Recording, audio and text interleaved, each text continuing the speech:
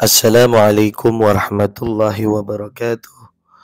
Alhamdulillahi rabbil alamin wassalatu wassalamu ala asyrafil anbiya wal mursalin sayyidina wa maulana Muhammadin wa ala alihi wa sahbihi ajma'in, amma ba'd. Sahabat YouTube channel Ustadz Lawyer Dakwah dimanapun Anda berada, alhamdulillah segala puja dan puji syukur kehadirat Allah Subhanahu wa taala dengan nikmat-nikmatnya yang telah Allah berikan kepada kita. Bil khusus adalah nikmat iman dan Islam, yang mana kita berdoa mudah-mudahan Allah taala senantiasa memberikan kesehatan kepada kita lahir batin, dan mudah-mudahan semua urusan kita senantiasa Allah berikan kemudahan, amin ya rabbal alamin. Kali ini saya masih membahas seputar reaksi saya terhadap Harry Pras, yang mana dia masih mempertahankan argumentasinya atas reaksi video dia terhadap Ustadz Nuruddin yang bertemakan Allah Subhanahu wa taala beristawa di atas arsy berdasarkan ayat, salah satunya adalah Ar-Rahman 'alal 'arsy istawa. Yang mana dalam hal ini langsung saja kita reaksi ya beberapa video. Salah satunya adalah video Harry Pras. Bantahan saya terhadap video-video dia mengenai Allah itu tidak duduk di atas arsy, Allah tidak di atas, Allah itu begini begitu, sesuai dengan isi kepala dia. Jadi Harry Pras ini kepedean dia ya. Dia merasa bahwa video dia itu udah ditonton oleh Ustadz Nuruddin. Padahal Ustadz Nuruddin dalam videonya nggak pernah menyebut nama Harry Pras gitu. Di mana di video terbarunya dia memberikan pernyataan dan tulisan dari judulnya itu lucu, teman-teman. Judulnya seperti ini. Kalau Allah tidak bertempat, berarti dia nggak ada dong. Ketika betul dong, ya kan? Dari segi judul sudah memberikan identitas bahwa Ahlussunnah wal Jamaah sepakat bahwa Allah Subhanahu wa taala itu ada bila makan, tanpa adanya tempat. di video itu Anda menyatakan kalau ingin membahas akidah, pastikan kalian itu berbahasa Arab. Ini kalimat yang lucu. Yang dimana ketika saya membuat video seperti ini, kenapa bisa lucu? Kenapa bisa lucu? Bahasa Arab itu bahasa para salafus saleh. Ulama-ulama salaf menggunakan bahasa Arab. Terlebih Al-Quran diturunkan oleh Allah Ta'ala dalam kondisi bahasa Arab. Gitu, apa yang lucu? ini seolah-olah saya itu tidak fasih seperti Anda berbahasa Arab. Emang betul nggak fasih. Anda itu kan sama sekali nggak mondok, ya kan? Anda sama sekali bukan lulusan dari sekolah yang terbilang sekolah Islam gitu ya. Dan baru sekarang nih Anda ini lagi pubertas dalam agama. Saya paham sedikit-sedikit bahasa Arab, namun guru saya juga orang Mesir. Ciri-ciri Ahlussunnah Jamaah itu sumber akidah. Ini Syekh Ahmad Al-Misri, salah satu narasumber yang diundang oleh Harry Pras di podcastnya dia, ya, judulnya Sudut Pandang. Dia menganggap Syekh Ahmad Al-Misri itu adalah gurunya. Ya, ketahuilah bahwasannya setiap orang dapat menganggap si fulan itu gurunya. Ya, oleh karenanya ini terlalu murah, terlalu mudah ya. Tapi yang mahal itu adalah tatkala seorang guru menganggap kita sebagai muridnya. Mudah bagi kita untuk mengaku sebagai umat Nabi Muhammad SAW. Tapi ketahuilah mahal harganya jikalau kita diaku oleh Nabi Muhammad sebagai umatnya. Kan begitu. Semua orang bisa ngaku murid, tapi enggak setiap guru itu dapat mengakui orang itu pantas menjadi muridnya. Ya, dia merasa bahwa Syekh Ahmad Al-Misri ini satu frekuensi dengan Harry Pras. Namun kita ketahui bahwa Syekh Ahmad Al-Misri ini ya sering diundang ke acara-acara Maulid Nabi. Kita lihat videonya. Acara Maulid Nabi bersama Syekh Ahmad Al-Misri. Artinya Syekh Ahmad Al-Misri yang diundang ya Syekh Ahmad Al-Misri yang diundang dalam acara podcastnya Harry Pras di channelnya Harry Pras itu bukan salah seorang ulama atau orang yang anti maulid, ya. Dia salah menganggap seseorang itu satu aliran sama dia, padahal beda. Kita lihat lagi.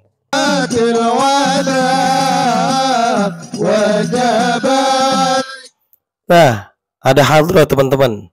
Ada hadroh. Ini acara apa? Acara maulid apa acara wahabi? Acara Ahlussunnah wal Jamaah, pecinta maulid dong. Lihat, Syekh Ahmad Al-Misri duduk di tengah sebagai tamu, sebagai narasumber yang memberikan ceramah. Lihat, disambut dengan hadroh. Bid'ah bukan?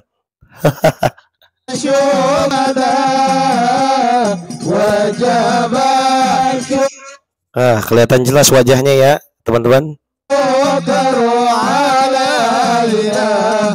Ada tulisannya tuh, Syekh Ahmad Al-Misri. Jelas banget kan?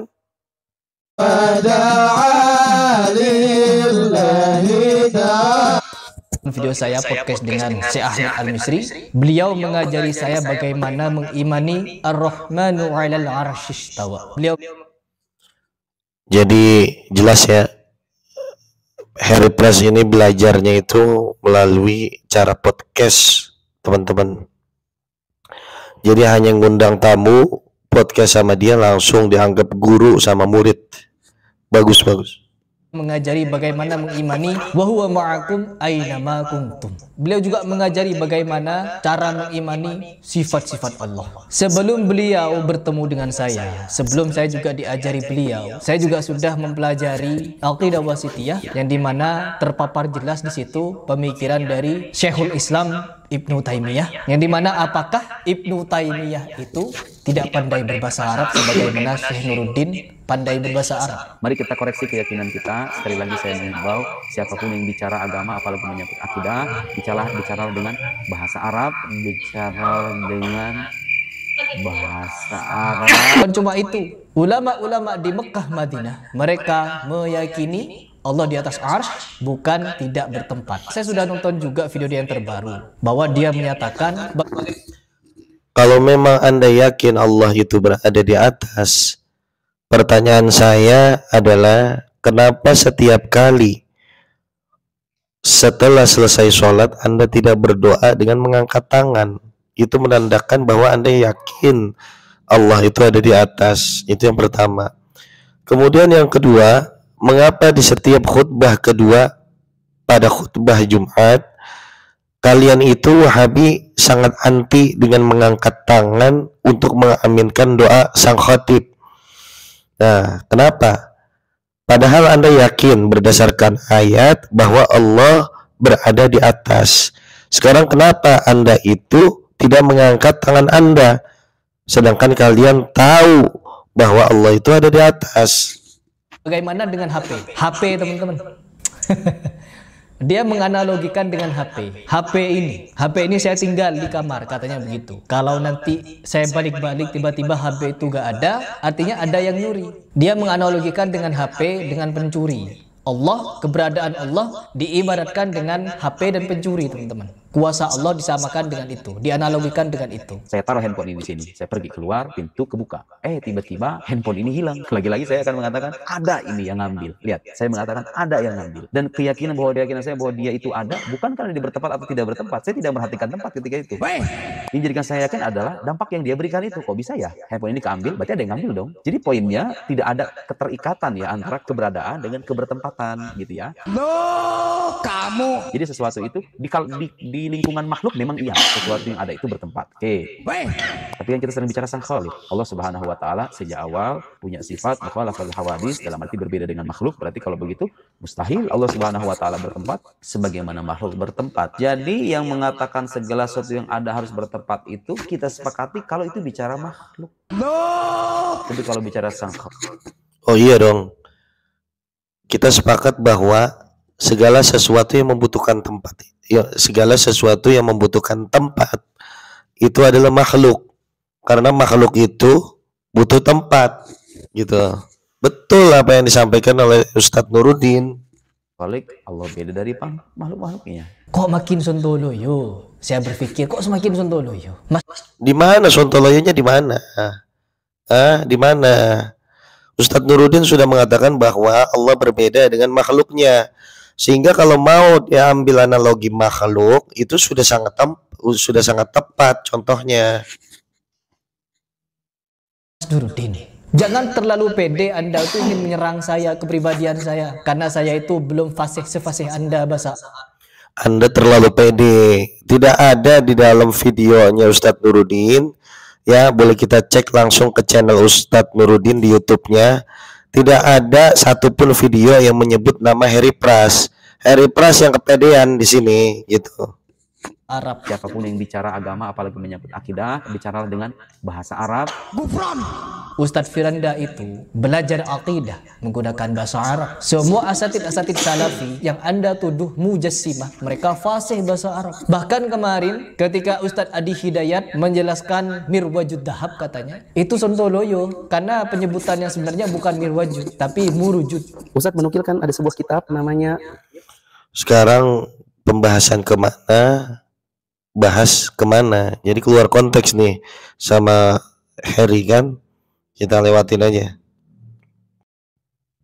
Dialog ilmiah. Anda sebagai orang yang katanya lulusan Al-Azhar, saya akan pertemukan dengan orang yang juga lulusan Al-Azhar, yaitu Syekh Ahmad Al-Misri. Kenapa jadi Anda kebakaran jenggot mau nemuin orang lain dengan Ustadz Nuruddin? Ini nggak nyambung nih Harry. Satu, nggak ada permintaan sama sekali dari Ustadz Nuruddin untuk dipertemukan dengan seseorang gitu kan. Nggak ada permintaan itu. Ustadz Nuruddin hanya memaparkan sesuai dengan akidah.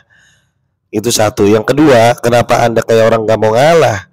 Padahal Ustadz Nuruddin juga tidak sama sekali tidak menyebut nama Anda. Kenapa? Kok bisa marah padahal kita nggak disenggol? Aduh. Beliau bisa mempertanggungjawabkan. Dan kemarin juga pernah salah satu fakta, ini off the record ya, beliau berdiskusi dengan salah satu kiai tentang akidah. Sangat luar biasa. Beliau membawakan berbagai macam kitab, semuanya berbahasa Arab, gundul, nggak ada rambutnya, nggak gondrong, nggak keriting, nggak ada, menjelaskan akidah. Bahkan akidah Syekh Abdul Qadir Al-Jailani meyakini Allah di atas arsy. Ada kitabnya dan sungguh jelas di situ pemahamannya. Dan kalau Anda memang ingin berdialog ilmiah agar semakin masyhur namanya, silahkan ya, silahkan. Saya pertemukan dengan Syekh Ahmad Al-Misri untuk membahas tentang keberadaan Allah. Bagaimana cara mengimani Allah Subhanahu wa taala istiwa di atas arsy. Kalau memang mau. Namun tidak perlu jauh-jauh ke situ.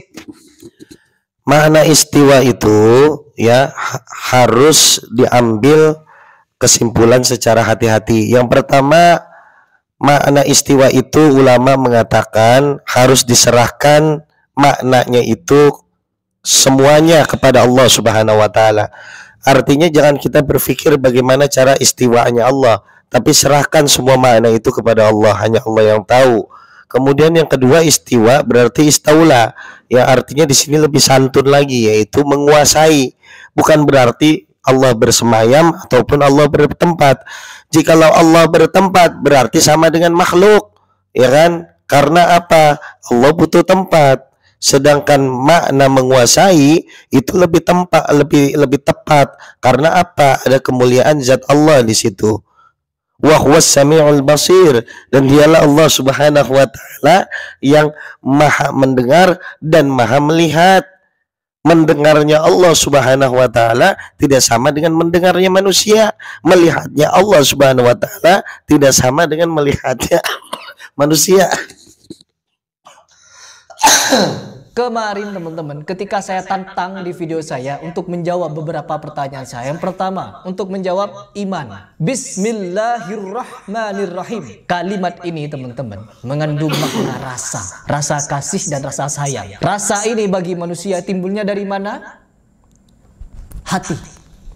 Rasa kasih sayang ini muncul dari hati. Bahkan binatang pun punya hati untuk mengasihi, menyayangi anaknya. Baru lahir disusui, telurnya belum netas dieremi, sampai netas, sampai besar, induknya pergi ke sungai cari ikan, diantar. Ya, hewan punya hati, tapi hati secara organ. Saya pun juga suka banget ya kalau datang ke warteg makan hati ayam. Waduh, hati ayam empelak itu enak banget. Tapi kalau hati secara spiritual ya Heri, saya sampaikan bahwa tidak ada binatang memiliki hati yang sifatnya secara spiritual. Tapi kalau hati secara organ ada. Ke anaknya yang masih kecil-kecil itu namanya rasa. Binatang saja punya hati untuk menunjukkan rasa kasih sayang. Bahasa Inggrisnya love. Jangan berbicara tentang bahasa, kita berbicara tentang Salah, bahasa Inggris hati itu bukan love tapi heart. Ya, heart. Kalau love itu artinya cinta, hair. pemahaman. Bismillahirrahmanirrahim. Allah mengasihi dan menyayangi. Sekarang pertanyaan saya paling simpel ini mohon dijawab kepada Pak Nuruddin. Punya rasa kasih sayang. Apakah Allah butuh hati untuk menyayangi Mas Nuruddin? Sebagaimana Mas Nuruddin untuk menyayangi orang tua, menyayangi saudara dan lain sebagainya, menyayangi saya. Saya jawab aja langsung, nggak usah Ustadz Nuruddin yang jawab, langsung saya jawab. Berbeda antara Allah dengan makhluk. Sehingga tatkala Anda bertanya sebagaimana Anda menggiring opini bahwa Allah itu seperti makhluk, Anda salah. Gitu. Jadi Allah berbeda dengan makhluk. Gitu loh Heri Al-Wahabi. Sebagai sama muslim butuh hati. Artinya makhluk hidup ini untuk menyayangi butuh hati. Apakah Allah Subhanahu wa taala untuk menyayangi antum Mas Nuruddin butuh hati seperti hati antum? Jangan pernah berani-berani membawakan dalil laisa kamitslihi syai'. Tapi dipotong sampai di situ. Laisa kamitslihi syai'. Anda bicara ayatnya itu masih belepotan. Aduh. Itu saja, tidak ada yang serupa dengan Allah SWT. Lanjutkan dalilnya, lanjutkan ayatnya. Wa huwas sami'ul basir, memberikan penerangan, penjelasan, penegasan bahwa Allah mendengar. Apakah mendengarnya Allah butuh kuping sebagaimana Anda? Mohon dijawab. Karena Anda menyatakan Allah kalau bertempat artinya butuh tempat. Sesuatu yang bertempat ini harus berjisim seperti jisimnya kita ini manusia. Na'udzubillah min dzalik. Betapa sontoloyonya pemikiran ini. Untuk bertempat butuh jisim seperti jisimnya manusia. Sekarang saya tanya, jin pastinya juga bertempat. Zatnya beda dengan manusia. Sekarang coba kita tanya, di mana dimensinya jin? Dengan dunia jin saja tidak punya kemampuan untuk mengetahui di mana jin itu seperti Anda sekali lagi berusaha menganalogikan Allah dengan makhluk. Kali ini Anda berusaha untuk menganalogikan bahwa Allah bertempat sebagaimana jin juga bertempat, ya kan? Anda mengatakan bahwa yang namanya bertempat itu tidak butuh jisim atau anggota badan. Lantas Anda bertanya, bagaimana dengan jin? Jin itu tidak kasat mata, tidak punya organ, tapi dia bertempat. Maksud Anda di situ kan? Ya Allah, insaf kata saya sih, Heri Prasya. apa bentuk rumah jin, seperti apa rupa jin. Karena kata Imam Syafi'i, apabila ada orang yang mengaku-ngaku melihat bentuk jin secara benar, itu bentuknya jin seperti itu, maka ditolak persaksiannya kepada bentuk jin saja. Apabila ada orang yang sehada-hada begitu ya, mengatakan saya pernah melihat jin bentuknya seperti ini, kata Imam Syafi'i, persaksiannya tertolak. Keberadaan jin saja tidak diketahui di mana, meskipun ada di sekitar kita. Tadi yang pertama, apakah Allah punya hati untuk menyayangi Mas Nuruddin, untuk berkasih sayang? Allah butuh hati sebagai hati manusia. Terus yang kedua, apakah jin, bagaimana berupa jin? Kepada rupa jin saya tidak tahu bagaimana, teman-teman. Terus bagaimana kita mau mereka rupa Allah, wajah Allah, tangan Allah, pendengaran Allah? Ini adalah kesontoloyoan. Ketika orang muslim mengimani apa yang ada di dalam Al-Quran, wa huwa ma'akum aina ma kuntum, dikira manusia ini ciptaan manusia. Sekali lagi, gak usah jauh-jauh, wifi ya, wifi kadang kita taruh di lantai 2, tapi jaringannya bisa sampai ke lantai 1. Itu sudah memberikan analogi sederhana bahwa keberadaan wifi itu ada, wifi-nya ada, jaringannya juga beserta dengan HP. Ini HP, wifi-nya ada di luar. Itu teknologi meskipun tidak bersama-sama, tapi jaringannya bisa connect. Kadang wifi ini bisa menghidupkan lampu yang sama-sama terkonek dengan wifi yang sama. Lampu Bardi, enggak, ini bukan promo lampu Bardi ya. Ini bukan promo lampu Bardi. Lampu Bardi di rumah ada di lantai bawah, lantai atas, lantai tengah, di dapur, di kamar mandi. Kita taruh Bardi semua. Konekin semua lampu itu ke wifi yang sama dan semuanya bisa dikontrol melalui HP. Yang di kamar mandi kita matiin, bisa. Padahal tidak bersama. Bahkan tidak ada koneksi yang bisa menyambung itu dengan kabel, nirkabel, tapi bisa mematikan jarak jauh. Terus bagaimana ada orang zaman akhir ini mempertanyakan kuasa Allah, wa huwa ma'akum aina ma kuntum, seolah-olah Allah harus nempel dengan manusia. Salah Anda. Tidak ada di videonya Ustadz Nuruddin mengatakan Allah itu menempel dengan manusia. Fa inni qarib lebih daripada itu, saudara. Hah? Filsafat merusak akidah, teman-teman. Penegasan seperti ini. Kalau filsafat merusak akidah, ya, maka tidak ada di materi kuliah usuluddin itu yang namanya filsafat Islam. Dilarang oleh pemerintah, khususnya Kemendik. Jadi jangan asal ngomong, Heri Pras. Ini harus ada. Kenapa orang kadang mungkin diberikan peringatan untuk membuat dia berpikir, harus dikerasi dikit. Wa huwa ma'akum aina ma kuntum, seolah-olah Allah harus menyatu dengan manusia. Ada miliaran manusia di planet bumi ini. Seolah-olah Allah harus ketimplek-timplek dengan manusia. Kepada teknologi wifi mereka tidak mempertanyakan bagaimana teknologi itu bisa canggih itu. Kepada teknologi wifi kemarin menganalogikan di video Mas Nuruddin menganalogikan dengan HP. HP-nya dicuri katanya sama orang, itu kenapa kemana HP ini? Kok ada yang nyuri? Berarti ada yang nyuri. Yang nyuri ada. Lalu menganalogikan ketika ada ciptaan pasti ada pencipta. Lalu penciptanya di mana? Gak tahu di mana. Gak bertempat pokoknya Allah. Terus di mana? Kalau Allah bertempat di atas aras, artinya sebelum ada aras Allah di mana? Ada hadis sahih yang menyatakan seperti ini, tinggal dibaca. Mau milih bahasa Arabnya ada, mau milih bahasa Indonesianya ada. Tinggal kalian pilih. Hadis jelas, riwayat Ahmad. Allah di mana sebelum ada segalanya ini? Allah di amak. Siapa yang bilang Nabi Muhammad Sallallahu Alaihi Wasallam? Bukan Mas Nuruddin, bukan Grand Syekh Al-Azhar, bukan Kiai Fulan, bukan Kiai Fulan. Nabi langsung. Jadi memang antara Wahabi dengan akidah kita pada umumnya Ahlus Sunnah wal Jamaah sangat berbeda. Jadi kalau kita sebagai Ahlus Sunnah wal Jamaah selalu menggunakan metode tafsir, baik itu ayat Al-Quran maupun hadis, sehingga ada yang namanya tafsir Al-Quran, ada yang namanya tafsir hadis. Kenapa? Karena penafsiran ini butuh, ya, sehingga tidak secara gamblang langsung bisa diterima demikian. Karena kan Islam itu hadir sifatnya tidak jumud. Islam itu hadir harus bisa mengakomodir manusia itu dari berbagai kalangan, dari zaman ke zaman, sehingga Islam hadir harus sesuai dengan apa yang dibutuhkan oleh manusia. Nah, tapi kalau Wahabi itu berbeda. Dari segala macam disiplin ilmu di dalam agama, Wahabi itu menggunakan pendekatan literasi, yang mana apabila sudah tertulis, termaktub di dalam Al-Quran maupun Al-Hadis, itu tidak ada munakosyah lagi, tidak ada perdebatan lagi, tidak ada bahsul masail lagi, sehingga tidak ada tafsir-tafsir yang muncul dari para ulama, yang mana kesepakatan ulama itu tertuju untuk kemaslahatan umat. Karena Rasulullah mengatakan, bila mana umatku itu bersepakat, maka mustahil mereka itu berbuat kedustaan. Artinya di sini Wahabi tidak menggunakan metode tafsir, tapi menggunakan metode yang literak, yang sesuai dengan tulisan apa yang termaktub di dalam Al-Quran maupun di dalam Al-Hadis. Sebagaimana ayat Ar-Rahman 'alal 'arsy istawa, yang bersangkutan orang-orang Wahabi ini memahaminya ya sesuai dengan apa yang di dalam ayat tersebut, tanpa bisa ditafsirkan, tanpa perlu penafsiran, gitu kan. Sedangkan kita Ahlus Sunnah wal Jamaah butuh penafsiran tersebut untuk menjaga daripada akidah kita, ya, menjaga daripada adab kita dalam beragama, ya kan. Itu yang pertama. Kemudian yang kedua, Heri Pras di sini masih panjang sebetulnya videonya, tapi cukup kita bahas sampai sini karena yang bersangkutan itu aneh. Kenapa saya katakan aneh?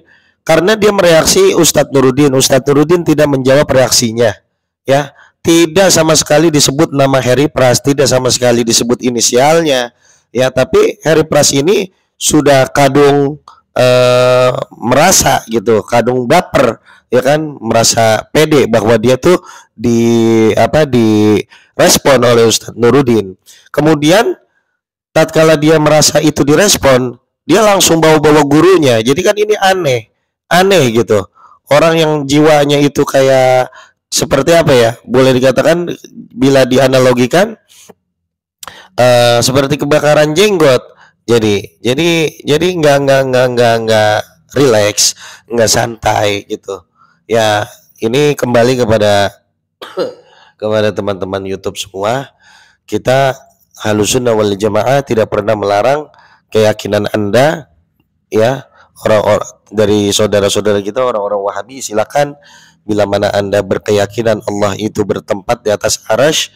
Namun kami Ahlussunnah wal Jamaah, ya, terutama akidah Asy'ari, tidak meyakini Allah itu bertempat, melainkan Allah Subhanahu wa taala itu ada tanpa membutuhkan tempat. Itu saja dari saya. Mudah-mudahan bermanfaat dan semuanya diberikan kesehatan serta kelancaran dalam urusan oleh Allah Subhanahu wa taala. Hadza minni wallahul muwaffiq ila aqwamit thoriq. Wassalamualaikum warahmatullahi wabarakatuh.